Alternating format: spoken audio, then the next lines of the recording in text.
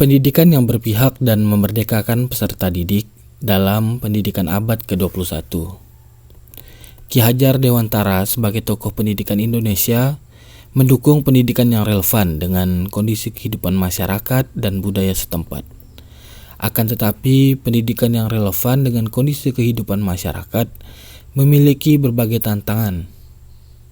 Berikut beberapa tantangan dan solusi penerapan pemikiran Ki Hajar Dewantara dalam konteks kelas dan sekolah. Kurikulum yang terlalu kaku dan tidak dapat menyesuaikan dengan kebutuhan peserta didik menjadi tantangan yang pertama. Hal ini dapat menghambat kreativitas dan minat belajar peserta didik. Sehingga solusi yang diberikan adalah menerapkan pendekatan pembelajaran yang kontekstual, di mana materi pembelajaran disesuaikan dengan kehidupan nyata dan pengalaman peserta didik. Mengembangkan kurikulum yang inklusif menjadikan ruang bagi peserta didik dengan minat dan bakat yang berbeda untuk berkembang. Selain itu, disparitas kualitas pendidikan juga menjadi tantangan, sebab tidak semua sekolah memiliki fasilitas dan sumber daya yang memadai, terutama di daerah terpencil. Hal ini dapat menyebabkan kesenjangan dalam kualitas pendidikan antar wilayah, sehingga solusi yang diberikan yaitu pentingnya menyediakan akses pendidikan yang merata dengan memperkuat infrastruktur. Pendidikan di daerah terpencil akan menjadi merata serta meningkatkan ketersediaan dan pendistribusian bahan ajar yang berkualitas, termasuk mempersiapkan digitalisasi materi pembelajaran. Ki Hajar Dewantara sangat vokal dalam mengadvokasi pentingnya pendidikan karakter, sebab pendidikan karakter dapat membentuk nilai-nilai moral. Pendidikan karakter membantu individu memahami nilai-nilai etika, kejujuran, tanggung jawab, disiplin, kerja keras, dan empati. Dengan mempelajari nilai-nilai ini, individu menjadi lebih sadar akan tindakan mereka dan bagaimana tindakan tersebut mempengaruhi orang lain. Pendidikan karakter juga membantu individu mempersiapkan diri untuk menghadapi tantangan kehidupan dengan baik. Dengan memiliki karakter yang kuat, individu mempunyai kemauan dan ketangguhan untuk menghadapi situasi sulit, bertindak dengan integritas, dan mengambil keputusan yang bijaksana. Melalui pendidikan karakter juga dapat membentuk kematangan emosional. Pendidikan karakter membantu individu dalam mengelola emosi dengan bijaksana. Hal ini membantu individu mengenali, mengontrol, dan mengungkapkan emosi secara sehat. Dengan demikian, pemahaman yang baik tentang emosi menjadi lebih baik dalam menyelesaikan konflik, mengelola stres, bahkan mampu mencapai kesejahteraan emosional. Sebagai pendiri dari tokoh pergerakan Taman Siswa, Ki Hajar Dewantara mendorong pendidikan inklusif untuk semua anak tanpa memandang latar belakang sosial dan ekonomi. Pentingnya pendidikan inklusif tidak dapat diragukan lagi. Dengan memberikan pendidikan yang inklusif, kita memberikan kesempatan kepada semua anak untuk belajar dan berkembang sesuai dengan potensinya.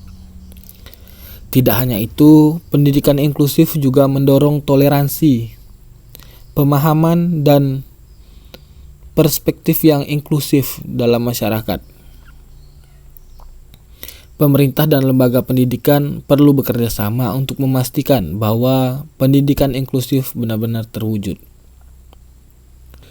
Salah satu pemikiran terkenal Ki Hajar Dewantara adalah pentingnya memperkuat bahasa Indonesia sebagai bahasa persatuan dan identitas bangsa. Sebagai sebuah negara dengan keberagaman budaya dan suku bangsa yang kaya, penting bagi Indonesia untuk memperkuat bahasa Indonesia sebagai bahasa persatuan dan identitas bangsa. Bahasa Indonesia berperan sebagai penyatuan seluruh bangsa dari berbagai suku dan daerah. Dalam lingkungan sosial yang heterogen, penggunaan bahasa Indonesia dapat memperkuat ikatan dan mempromosikan keberagaman budaya yang ada. Bahasa Indonesia sebagai simbol identitas yang kuat Dengan memperkuat penggunaan dan pemahaman terhadap bahasa Indonesia, kita memperkuat juga rasa bangga akan budaya, sejarah, dan identitas Indonesia sebagai bangsa yang berdaulat, sehingga memperkuat bahasa Indonesia juga penting dalam konteks pendidikan. Bahasa yang dikuasai dengan baik akan membantu siswa mengakses informasi belajar dengan baik dan berkomunikasi secara efektif di sekolah maupun dalam kehidupan sehari-hari. Konsep Ingarso Sung Tulodo ing Madyo Mangunkarso Tutwuri Handayani dari Ki Hajar Dewantara mengajarkan pentingnya kemandirian belajar. Dengan belajar secara mandiri, seseorang dapat mengembangkan pemahaman yang lebih baik tentang materi yang dipelajari. Mereka dapat menyesuaikan metode belajar mereka sesuai dengan gaya belajar mereka sendiri, memilih sumber daya yang tepat, dan mengatur waktu yang bijak. Hal ini dapat membantu meningkatkan pemahaman terhadap konsep dan memperdalam pengetahuan. Melalui kemandirian belajar, seseorang akan mengembangkan keterampilan seperti mengorganisasikan motivasi diri dan pemecahan masalah. Mereka belajar untuk mengelola waktu dan sumber daya dengan efektif, serta membuat keputusan yang tepat. Keterampilan ini sangat berharga dalam kehidupan sehari-hari. Kemandirian belajar memberikan dasar yang kuat untuk pembelajaran sepanjang hayat. Seorang yang mampu belajar secara mandiri akan terus mengembangkan diri dan mengasah pengetahuan mereka bahkan setelah pendidikan formal berakhir. Ini dapat membantu mereka tetap relevan dalam dunia pendidikan yang terus berubah dan beradaptasi dengan perkembangan baru dalam bidang keahlian mereka. Dengan demikian, kemandirian belajar memiliki kepentingan yang besar dalam meningkatkan pemahaman, pengembangan keterampilan mandiri, memperkuat rasa percaya diri, mengakses pengetahuan yang lebih luas, dan membangun dasar untuk pembelajaran sepanjang hayat. Demikianlah sedikit penjelasan tentang pendidikan yang berpihak dan memerdekakan peserta didik dalam pendidikan abad ke-21.